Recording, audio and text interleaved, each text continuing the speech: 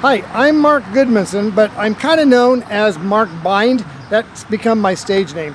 Anyway, I'm standing in front of my building. This is the Franklin County Historic Jail and Sheriff's House.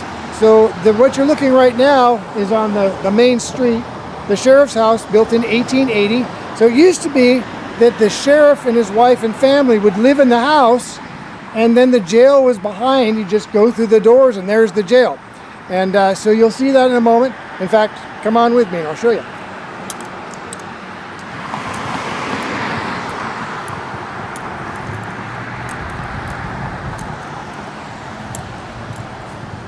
Okay, so you're looking at the side of the building.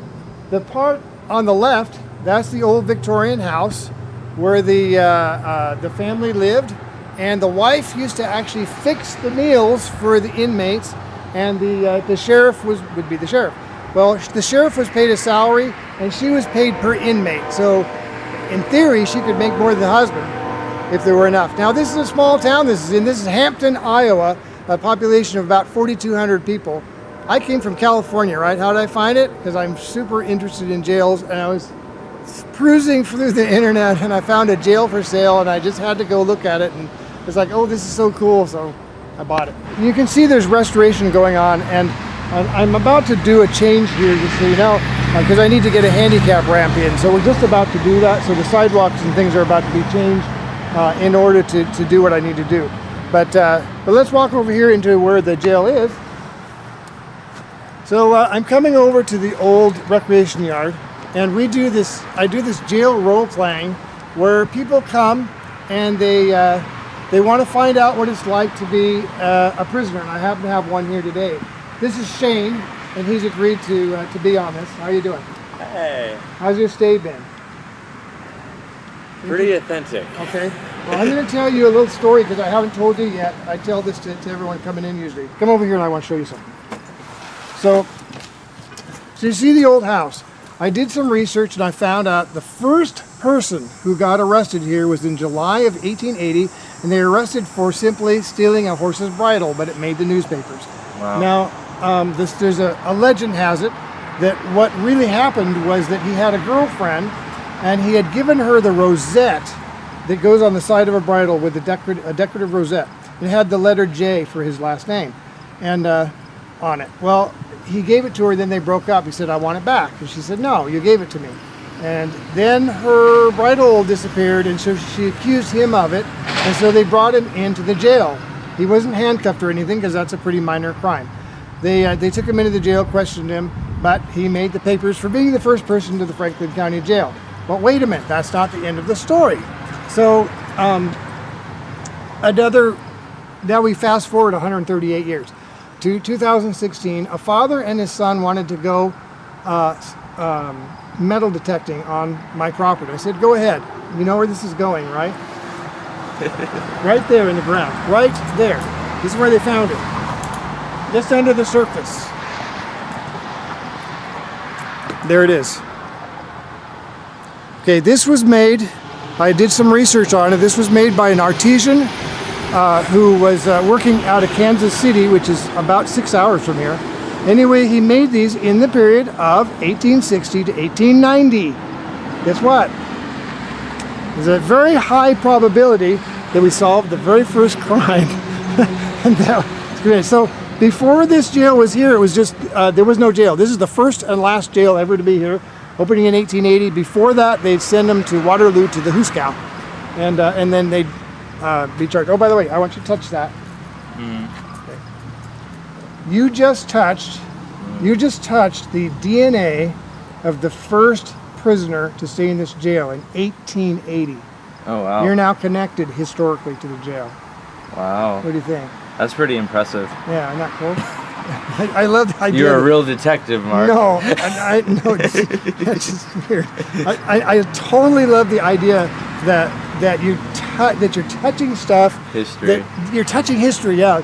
I mean, there's so much freaking history went by while people were staying in this jail. And I just love it. The fact that, you know, I don't know, all this went on. I always bring people out to the yard, usually, and they get to have yard time. This is really where they had it. There used to be a basketball hoop over on that far side that they play basketball. So you're locked in, as you know, we locked you in. So I'm going to go ahead, I'm going to take you back into your cell, okay? Go for it. You ready? All right, so go to the far side. And That far side? Far side over there. You're going to interlock your fingers. Put your hands on your head, interlock your fingers, spread your legs. All the way to the fence. Sheesh. Do not move. If you have further movement, there'll be more charges against you.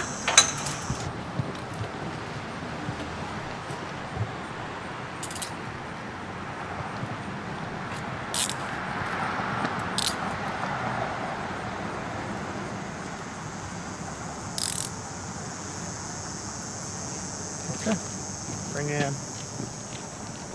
Like all my tomato plants, I planted a bunch last year and now they're all growing. All right. So, you know, the neighbors are kind of used to this. I've had neighbors come by walking their dogs because they've done it long enough now.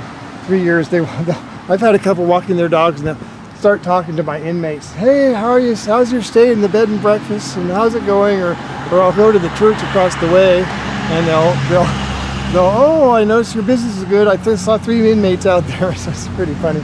So, and we also get the double takes. People like, yeah, huh? You know what? All right, you're back inside for the rest of the day. All right. So you don't mind me doing this for the camera, right? Yeah. All right. So we brought him here on the lineup wall, and we there was a. We put the card in front and got his mug shots taken, and he looks like a regular inmate. He was actually shackled, like he was ready to go to court, because then we actually did an arraignment because I have a courtroom in the front room. Just so you know, he's already seen this, but this is a real wanted poster from 1950. Some guy who unlawful flight to avoid confinement. And from armed robbery. It wasn't from here, by the way. This is just one I found on eBay, but it's really cool.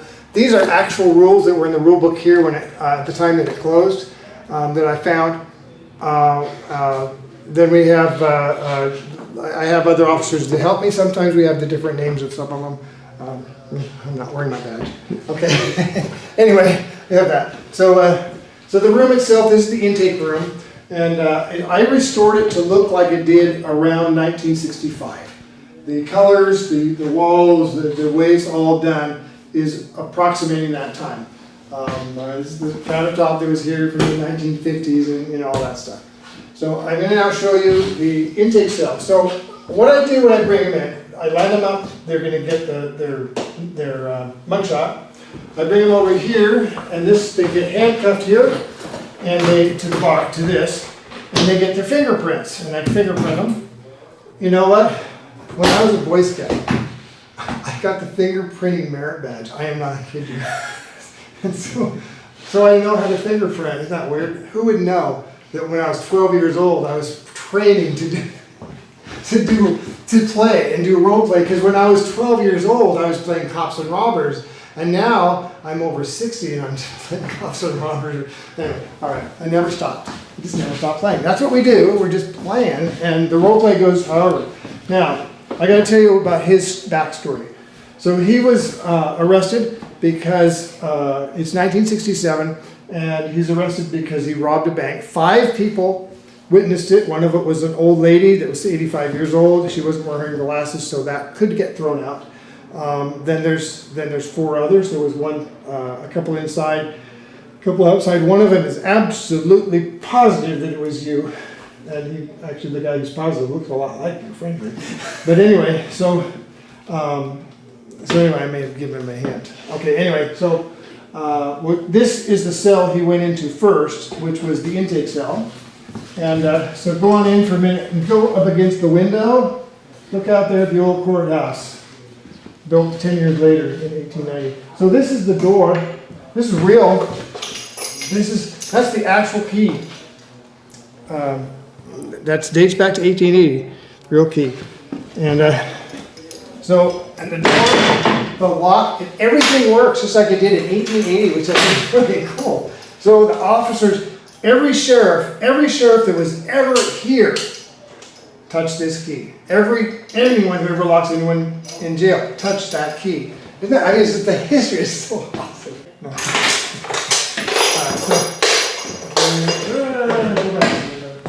Alright, I need you right there. Do not move. You're captured already. So this is restored again how it looked about 1960. I have some plans to change it a little bit because I made a couple errors that bugged me. But anyway, this is it. These are the beds that were here in the 1960s, the actual ones. And there used to actually be a shower in the corner, I was told. It wasn't here when I got the building. This was all gutted out. There's a sink in the toilet back here, and then the metal mirror, you know, that they use. This I had to all redo because it was all missing. And so the only actual original jail thing here is this, and of course the jail bars. And would you like to try and get out? Put that there. Yeah, they've got bars in the mesh. You know why they put the mesh behind it? Because drugs were getting in the jail, so they put the mesh behind it. But guess what? They still got in because I found some drugs in here when I was working on the building and quickly threw them away. No illegal drugs are permitted here. In fact, speaking of that, when people come, I ask them before they come. I screen everybody. If you've committed a felony, I'm going to be asking a lot of questions about that because if it's a very serious felony, you're not allowed in. In other words, this is a jail I don't let the bad guys into. Only the good guys are allowed in the jail. So this is an experience to find out what jail is like. Those who've been in jail probably aren't that interested. So some interesting things have happened here. Last year I had a guy whose brother was in jail, was in prison for life. He started in juvenile hall and then things got worse and he was there for life. And his brother wanted to relate to what it was like. So he signed up for a whole week. And I just kept it as realistic as possible. And I ended up getting, after it was over a couple months later, I got a letter from his brother from prison saying how much it had drawn the two of them together. And that at first he thought he shouldn't do it, but he said it just totally drew them together. And since then, the guy who came here, we're talking back and forth a lot. We just became friends. That's kind of what happens. I sort of end up friends with everybody. We had some other ones. Recently I had a woman here who was obviously she had some real issues she was dealing with, and she told me some things, and I could kind of see through it that she was really a man in a woman's body. She finally admitted it, and I was like, you know what? Do whatever you need to do. Just be yourself. Be who you are. If you're a man in a woman's body, then be who you are. Whoever you are, you're unique. You're interesting. Be who you are. And hopefully I helped her out. I don't know. Hopefully. We've had husband and wife that end up trying to get each other in trouble. I had one that came, and they have teenagers. They said, oh, it's so nice to go to jail to get away from our teenagers. That was sort of funny. And I had another guy who said he wanted to come to jail to read a book to get away from his wife. It's like, okay, that's pretty extreme. So we've had people that are here for the history. Most people come because they want to play cops and robbers. It's Halloween every day here, basically, with this theme. But when you go into the jail and you go into a solitary confinement and into a situation like this, it's completely different. You have no cell phones. Everything's changed. You have nothing of your own. I've never gone this long without my cell phone. Right. There is nothing of yours except your glasses that you own here. The shoes, the socks, everything is the jail's. And so you're stripped to just nothing, basically. And then you're going into a cell, and you have a lot of time alone to think. You know, most people don't. They're sitting there on their cell phones and all that. And it can be a life-changing experience for people to just think through. And I always go in the evenings and during the time. We often break from role play. It just happens. And we end up chit-chatting and gabbing, and pretty soon they start talking about the issues, which is really interesting. They'll start confiding in me lots of things because, they know about me. And so a lot of times I get questions like, I had a guy like, how do You know, he hadn't come out yet. And he says, well, how do I do it? How do I come out? He was about 20. And he was, in fact, he was from Singapore, interestingly. And he's like, how do I do it? How do I come out? You know, and whatever the culture was, I don't really know. And so I was, you know, talking from someone who's kind of been there.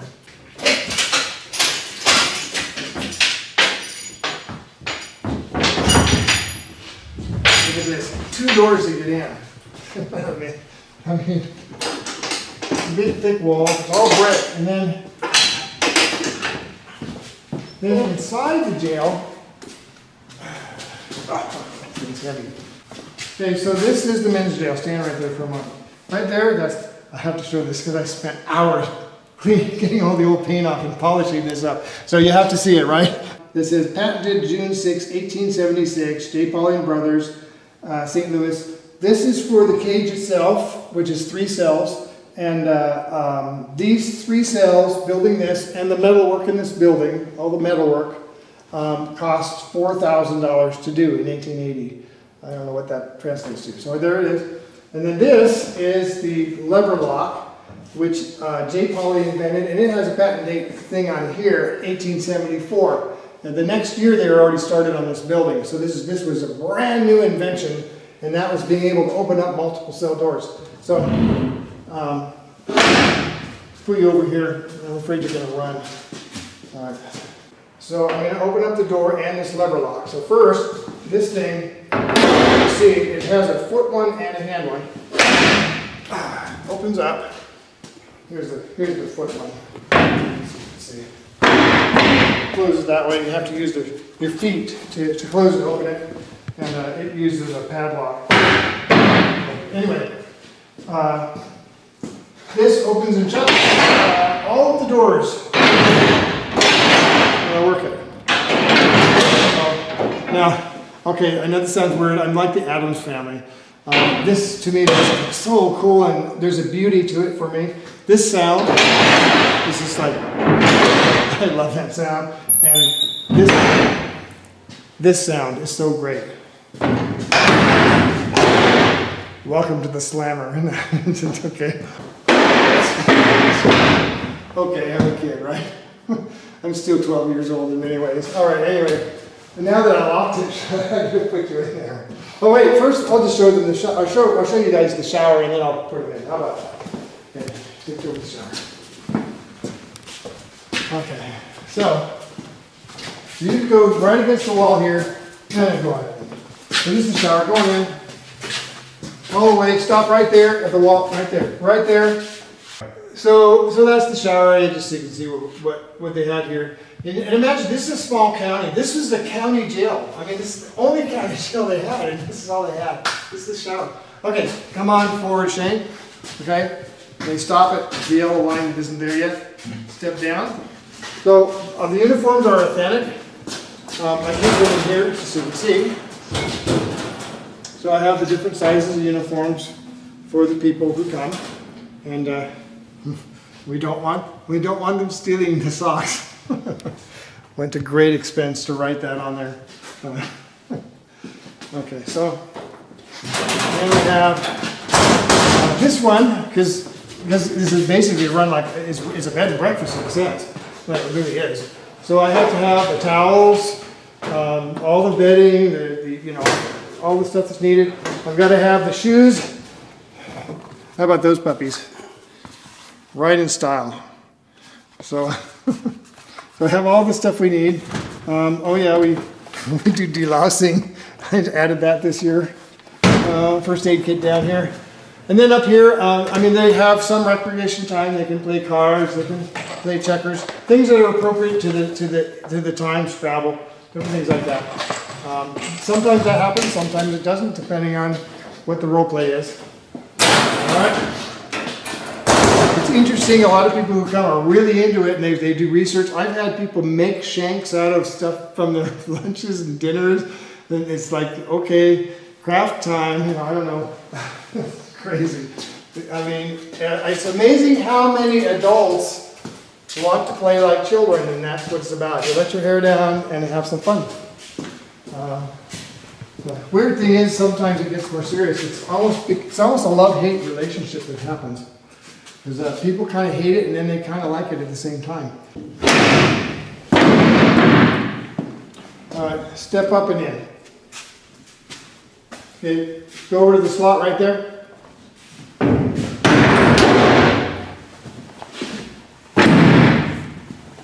Come over to the slot, please.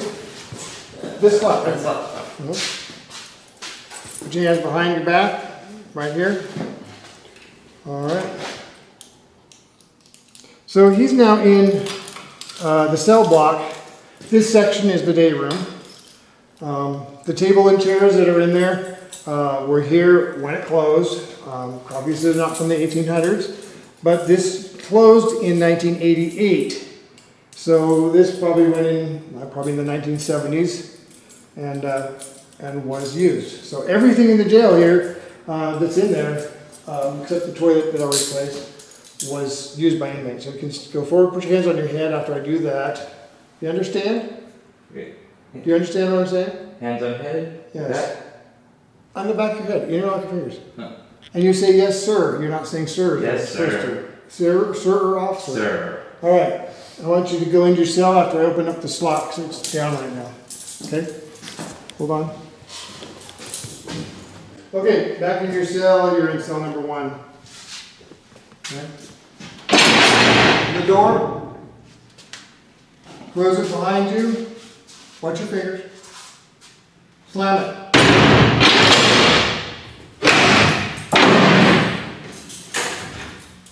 Okay. Now, I can open this up, and he can't get out. Right, but if there was another inmate, I can get to them. So that's the reason for the lever lock and the padlocks. So I now have this cell, and I could inspect it. Now, I'll show you the cell. So here's a cell without an inmate. And this was, in 1973, this was considered the worst, dirtiest jail in the entire state of Iowa, of 99 counties. So a judge ordered it to be cleaned up. So they did this cinder block and work around here. The judge wanted everything off the floor. So this has been altered from what it used to be. In the 1800s, this was a fireplace for burning coal. And there used to be, believe it or not, 5 bunks in here. One here, one below, one here, one below, and one across the top. So you could house 5 prisoners per cell. And then we have the last one. This is one that is actually a replica cell somewhat, because all 3 were the same. And they were using this one as solitary, but I took a tour of Alcatraz, and it's like I saw how they had 2 layers into their dark cell, and I looked at the measurements, and I go, oh my gosh, I could create the same thing, and for the role play, this would really be good. So I have this old jail door. It's very dark in here. So this, I kind of reconfigured this in order to basically demonstrate what a true dark cell was in many jails. And so this one has been recreated. So, but it's out of a real cell. They're all once the same. So, and this really was what they called the hole. So you've gone through one door, and then there's a second door. This particular door, by the way, dates back to about 1865. It's older than the jail. I got the lock from a jail in Texas that was being torn down. It was about 100 years old. In order to get together, I just restored it all, built all this.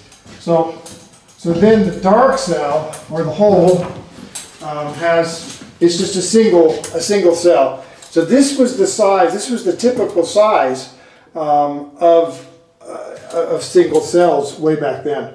And so there's just a pillow. Imagine being here. So here's the funny thing is, this is the most popular cell. People want to go in this. A lot of times they want to go in because it's a macho thing to see how tough they can be. And others want the solitude. They want to have just that nothingness, the darkness, and just be in the dark and to think. Some of them just sleep because they're so tired from working all the time because they're CEOs and things like that. But this is the place where they think they're having a tough experience, but this is the place where I think it changes their life in some cases because they're having an experience that's powerful and kind of resets their brain. It's weird. I mean, it works. I can tell you, it works. I'm no therapist, but I've just discovered it works. So if you'll step into the room more, I want you to see, and just turn around there. So there's the cell door, and I might as well just close that, lock you in. Oh, let's do the other one too. See you later.